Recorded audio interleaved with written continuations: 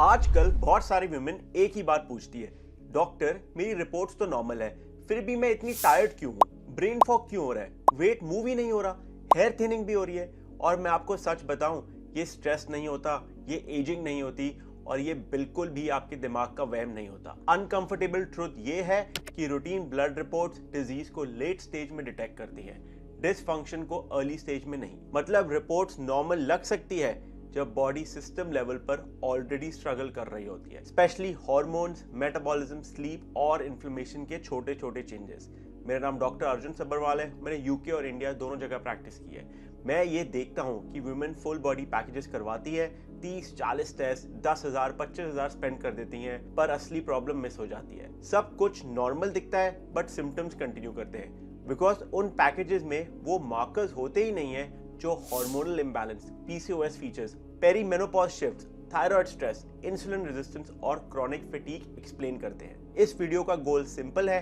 ये वीडियो मोर टेस्ट करवाने के बारे में नहीं है, ये वीडियो राइट टेस्ट करवाने के बारे में है। वो मार्कर्स जो साइंस प्रूवन है और जो women's fatigue, mood changes, periods का issue, hair fall, weight gain और हार्मोनल फ्लक्चुएशंस का रियल कॉज एक्सप्लेन करते हैं। चलिए शुरू करते हैं। पहला test, thyroid test. Most women जब fatigue, weight gain, hair thinning या मूड स्विंग्स के साथ आती है, उनके रिपोर्ट्स में लिखा होता है TSH नॉर्मल और उन्हें बोल दिया जाता है थायराइड ठीक है। रियलिटी, TSH सिर्फ एक सिग्नल है, not the full picture. TSH normal हो सकता है even when your thyroid is already under stress, specially in early hypothyroidism, postpartum changes, PCOS, perimenopause और क्रॉनिक इन्फ्लेमेशन। इसलिए बहुत सारी वुमेन नॉर्मल रिपोर्ट्स के बावजूद क्लासिक थायराइड सिम्टम्स के साथ आती हैं। थायराइड की रियल स्टोरी है TSH plus free T4 plus free T3 से समझ आती है। TSH ब्रेन का सिग्नल है, फ्री T4 थायराइड आउटपुट है, फ्री T3 वो हार्मोन है जो सेल्स एक्चुअली यूज करता है। Metabolism, energy, mood, skin, hair सब फ्री T3 से ही रन होता है। अगर फ्री T3 लो हो एंड TSH नॉर्मल हो तो टेक्निकली रिपोर्ट नॉर्मल लगती है, बट सेल्स स्टार्विंग स्टेट में हो सकती है। इसलिए विमेन में TSH only testing is one of the biggest reason symptoms get dismissed. PCOS, insulin resistance, high stress, poor sleep, pregnancy और perimenopause, all these conditions thyroid hormone को subtly shift कर सकते हैं। TSH नॉर्मल होने के बावजूद T3 conversion slow हो सकता है, रिवर्स T3 राइज हो सकता है और fatigue, cold intolerance, brain fog और वेट इश्यूज कंटिन्यू हो सकते हैं। ये डिसफंक्शन अर्ली लैब स्टेजेस में पकड़ में नहीं आता unless the right combination of thyroid test is done. Simple rule याद रखो, if symptoms suggest thyroid dysfunction, TSH alone is not enough. TSH plus free T4 plus free T3 ये clear picture देता है। दूसरा है PCOS के test. PCOS diagnose करने में सबसे कॉमन मिस्टेक ये होती है कि वुमेन 10-15 हार्मोन टेस्ट करवा लेते हैं, FSH, LH, estrogen, progesterone, prolactin, cortisol, AMH, और फिर कंफ्यूज हो जाते हैं क्योंकि हाफ रिपोर्ट्स नॉर्मल होती हैं, हाफ बॉर्डरलाइन और डॉक्टर भी मिक्स मैसेज दे सकते हैं ये रिपोर्ट्स के साथ। ट्रुथ ये है, PCOS हार्मोन टेस्ट से नहीं, पैटर्न से डायग्नोज होता है। मतलब symptoms plus ultrasound plus metabolic markers. PCOS के लिए सबसे इंपॉर्टेंट टेस्ट एक्चुअली ये होते हैं, टोटल टेस्टोस्टेरोन या फ्री टेस्टोस्टेरोन। अगर ये हाई है तो androgens PCOS type changes create करता है, acne, facial hair, hair thinning, irregular cycles. Ultrasound scan देखने के लिए कि कितने सिस्ट है ओवरीज में। AMH, anti Mullerian hormone. PCOS में AMH हाई होता है but AMH alone PCOS diagnose नहीं करता, ये सिर्फ ओवेरियन रिजर्व और फॉलिकल काउंट का क्लू देता है। Fasting insulin and HOMA IR। PCOS का रूट कॉज इंसुलिन रेजिस्टेंस होता है, इसलिए इंसुलिन टेस्ट PCOS में थायराइड से भी ज्यादा रेलेवेंट होता है। High insulin is equal to weight stuck, cravings high, fatigue, irregular cycles. और जो सबसे ज्यादा टेस्ट किए जाते हैं FSH, LH, एस्ट्रोजन, प्रोजेस्टेरोन, इनके नंबर साइकिल के दिन के हिसाब से चेंज होते हैं। इसलिए इन टेस्ट को PCOS कंफर्म करने का मेथड समझना साइंटिफिकली इनकरेक्ट है। PCOS का कोर प्रॉब्लम हार्मोन इंबैलेंस नहीं, insulin resistance plus inflammation plus ovarian sensitivity होता है। इसलिए PCOS टेस्टिंग का फोकस मेटाबॉलिक मार्कर्स पर होना चाहिए, ना कि 20 हार्मोन टेस्ट पर जिनका प्रिवेंशन में कोई रोल ना हो। और हमेशा एक गायनेकोलॉजिस्ट या ऑब्स्टेट्रिशियन को देखना चाहिए PCOS के लिए। PCOS डायग्नोज टेस्ट से नहीं, पैटर्न रिकग्निशन से होता है। Androgen testing, metabolic testing, symptoms and ultrasound ये मोस्ट एक्यूरेट पिक्चर देता है। अब बात करते हैं perimenopause testing. When not to test hormones. Perimenopause एक फेज होता है, डिजीज नहीं। लेकिन बहुत सारी वुमेन जब fatigue, mood swing, sleep issues, irregular cycles, anxiety, bloating या सडन वेट गेन एक्सपीरियंस करती है तो उन्हें लगता है कि शायद हार्मोन्स खराब हो गए। फिर वो FSH, LH, estrogen, progesterone, testosterone पूरा हार्मोन पैनल करवा लेते हैं। बट साइंस एक अनकंफर्टेबल ट्रुथ बताता है, पेरीमेनोपॉज में हार्मोन लेवल्स दिन बाय दिन फ्लक्चुएट होते हैं। कभी एस्ट्रोजन स्काई हाई हो सकता है, नेक्स्ट वीक ऑलमोस्ट जीरो। कभी प्रोजेस्टेरॉन स्टेबल होता है, कभी मिसिंग। इसलिए random hormone test perimenopause diagnose नहीं कर सकते। आपका ब्लड टेस्ट नॉर्मल लिख देगा even when your body is clearly going through a hormonal transition. Perimenopause का real diagnosis symptoms, age, cycle changes से होता है, not by labs. FSH, LH सिर्फ मेनोपॉज के नियर एंड पॉइंट पर रिलायबल होते हैं, जब ovaries almost stop responding. Early perimenopause में FSH कंप्लीटली मिसलीडिंग हो सकता है, कभी हाई, कभी नॉर्मल, कभी लो। विमेन को लगता है कि टेस्ट से क्लैरिटी मिलेगी, पर पेरीमेनोपॉज में टेस्टिंग एक्चुअली कंफ्यूजन क्रिएट कर सकती है।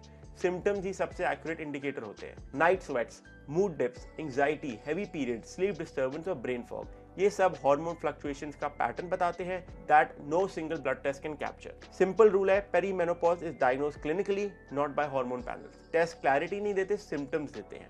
आजकल सोशल मीडिया पर एक फ्रेज बहुत वायरल हो चुका है, एड्रीनल फटीग। वुमेन सुनते ही सोचती है कि शायद उनकी थकान, ब्रेन फॉग, क्रेविंग्स, इरिटेबिलिटी या पुअर स्लीप कॉर्टिसोल के इम्बैलेंस की वजह से है, और फिर शुरू हो जाता है एक wave of unnecessary testing. Saliva cortisol, 24 hour cortisol curve, stress hormone panels, DHEA और एड्रीनल प्रोफाइल्स। बट साइंस ये क्लियरली कहता है कि एड्रीनल फटीग कोई मेडिकल डायग्नोसिस है ही नहीं। कॉर्टिसोल बॉडी का स्ट्रेस हार्मोन जरूर है, लेकिन क्रॉनिक फटीग या बर्नआउट में कॉर्टिसोल ऑलमोस्ट कभी डेंजरसली लो नहीं होता। प्रॉब्लम एड्रीनल का फेलियर नहीं होता, प्रॉब्लम सिस्टमिक ओवरलोड होता है, पुअर रिकवरी, मेटाबॉलिक डिसरेगुलेशन। सबसे इंपॉर्टेंट बात, कॉर्टिसोल एक्सट्रीम कंडीशन में रिलायबल मार्कर होता है, लाइक एडिसन्स डिजीज, डेंजरसली लो कॉर्टिसोल, या कशिंग सिंड्रोम, उसमें बहुत ज्यादा हाई हो जाता है। पर जनरल फटीग, स्ट्रेस और बिजी लाइफस्टाइल, साथ में इंसोम्निया और हार्मोन फ्लक्चुएशन, इन सब में कॉर्टिसोल टेस्ट इंटरप्रेट करना ऑलमोस्ट मुश्किल होता है, क्योंकि कॉर्टिसोल हर घंटे फ्लक्चुएट कर सकता है। इसलिए रूटीन कॉर्टिसोल टेस्टिंग वुमेन में स्पेशली फटीग के लिए ऑलमोस्ट ऑलवेज मिसलीडिंग होता है। आपको लगता है प्रॉब्लम कॉर्टिसोल है, बट अंडरलाइंग रीजन यूजुअली कुछ और होते हैं, जैसे कि insulin resistance, sleep apnoea, perimenopause transition, thyroid underperformance, micronutrient deficiencies और chronic low grade inflammation. Cortisol सिर्फ एक डाउनस्ट्रीम इफेक्ट होता है, रूट कॉज नहीं। सिंपल रूल है, if you don't have symptoms of true adrenal disease, cortisol testing is unnecessary and confusing. Focus on sleep, stress cycles, metabolism and hormones, not adrenal myths. अब a lot of women fatigue, hair fall, mood swings या brain fog के साथ आते हैं, और उनके reports में सिर्फ vitamin D, B12, iron, folate check किया होता है। ये टेस्ट इंपॉर्टेंट है और इनका रोल भी रियल है, बट प्रॉब्लम तब होती है जब लोग समझते हैं कि बस यही टेस्ट करवाने जरूरी है और सारे आंसर इन्हीं से मिल जाएंगे। ट्रुथ ये है कि ये माइक्रोन्यूट्रिएंट टेस्ट हेल्पफुल होते हैं, एसेंशियल होते हैं, but hormonal dysfunction, PCOS, perimenopause या मेटाबॉलिक स्लोडाउन इनसे एक्सप्लेन नहीं होता। मतलब ये टेस्ट करने चाहिए, पर इन पर डिपेंड नहीं रहना चाहिए। पहला है विटामिन डी, ये बहुत इंपॉर्टेंट है और डेफिशिएंसी बहुत कॉमन है, but not a hormone explanation. India में विटामिन डेफिशिएंसी एक्सट्रीमली कॉमन है, और low vitamin D mood, immunity, muscle pain को वर्सन कर सकता है। टेस्टिंग जरूर करना चाहिए, बट विटामिन डी को हर सिम्टम का कॉज समझना साइंटिफिकली रॉन्ग है। विटामिन डी ठीक करना हेल्पफुल होता है, बट ये PCOS, thyroid issues, perimenopause, cortisol dysregulation या वेट गेन का रूट कॉज नहीं होता। Do it, treat it, but don't over interpret it. दूसरा है iron and ferritin, essential for hair and energy, but needs context. Ferritin low हो सकता है तो हेयर फॉल हो सकता है, फटीग हो सकता है, इसलिए आयरन टेस्ट जनरली इंपॉर्टेंट है। Period heavy women, postpartum women और वेजिटेरियन में ये टेस्ट मस्ट डू है, लेकिन आयरन ओवरलोड भी डेंजरस होता है, इसलिए आयरन पैनल डॉक्टर गाइडेंस के साथ इंटरप्रेट होना चाहिए। आयरन टेस्ट करो, बट करेक्ट डायग्नोसिस सिर्फ symptoms plus ferritin plus CBC से बनता है। तीसरा है vitamin B12 and folate, absolutely necessary but not the full picture. B12 and folate deficiencies fatigue, numbness, tingling, mood dips cause करते हैं, इसलिए ये भी इंपॉर्टेंट टेस्ट है, लेकिन हाई B12 से कोई बेनिफिट नहीं, और नॉर्मल B12 होने के बावजूद फटीग और ब्रेन फॉग किसी दूसरे रूट कॉज का कारण हो सकता है, जैसे thyroid, insulin resistance, perimenopause, OSA। Real issue is in these test, it's what people expect from these test. ये सब होना चाहिए, रेगुलरली चेक होना चाहिए, लेकिन वुमेन इन टेस्ट को करवा कर रिज्यूम करती है रिपोर्ट नॉर्मल है, I should feel normal, but metabolic, hormonal, thyroid, sleep related dysfunction इन ब्लड टेस्ट से डिटेक्ट ही नहीं होते।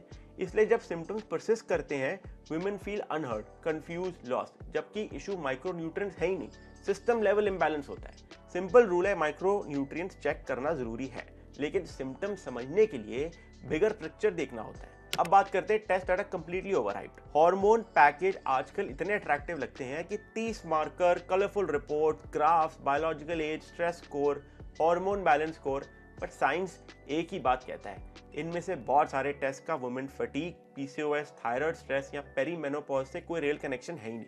ये टेस्ट सिर्फ इसलिए पॉपुलर है क्योंकि वो फैंसी लगते हैं। पहले बात करते हैं DUTCH test, saliva cortisol, 24 hour cortisol curves.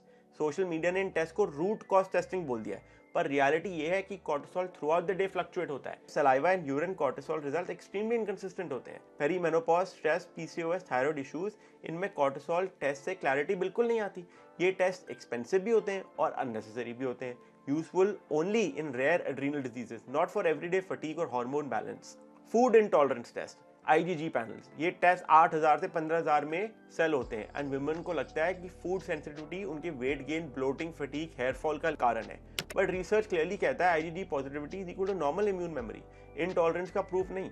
ये test unnecessary food restriction, anxiety और कंफ्यूजन क्रिएट करते हैं। जीरो साइंटिफिक वैल्यू है और कंप्लीटली अवॉइड करनी चाहिए अनलेस आपके डॉक्टर ने बोला है। अब आता है जेनेटिक टेस्टिंग और मेटाबॉलिक DNA टेस्टिंग। आपका DNA आपको PCOS, थायराइड प्रॉब्लम या पेरीमेनोपॉज का सॉल्यूशन नहीं देता। जेनेटिक मार्कर्स रियल होते हैं और इनका फ्यूचर में बहुत रोल होगा, लेकिन इनका प्रेडिक्टिव पावर अभी एक्सट्रीमली लो है। Lifestyle, environment, sleep and insulin resistance are far more important. ये टेस्ट सिर्फ प्रीमियम पैकेज का इंप्रेशन देते हैं, प्रैक्टिकल वैल्यू नहीं है। अब AMH testing for everything. AMH useful है फर्टिलिटी के लिए, बट PCOS डायग्नोज करने, पेरीमेनोपॉज समझने या फटीग एक्सप्लेन करने के लिए AMH का इतना रोल नहीं है।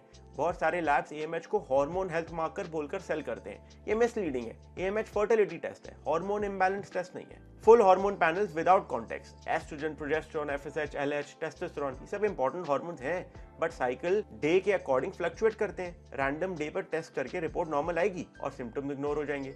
फिर वुमेन सोचती है मुझे तो कुछ गलत लग ही नहीं रहा क्योंकि मेरी रिपोर्ट नॉर्मल है। Hormones fluctuate, labs can't capture fluctuation. Inflammatory markers, IL-6, TNF-alpha, high sensitivity CRP, unless doctor suspects autoimmune disease, vasculitis या severe inflammation, ये टेस्ट वेस्ट ऑफ मनी है।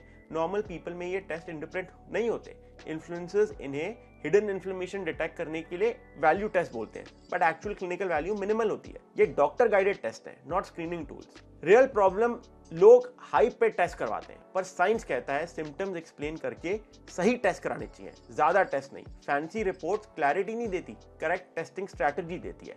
आज का वीडियो एक सिंपल मैसेज के साथ एंड करना चाहता हूँ। Your body never lies to you, your report sometimes do. इसलिए सिम्टम्स को इग्नोर मत करो और टेस्टिंग को स्मार्टली यूज करो, इमोशनली नहीं। Thank you for supporting evidence based health content. आपका ट्रस्ट मेरे लिए बहुत इंपॉर्टेंट है। नेक्स्ट वीक फिर मिलेंगे एक नए वीडियो के साथ। Wishing you a healthy, peaceful and happy new year. नमस्ते।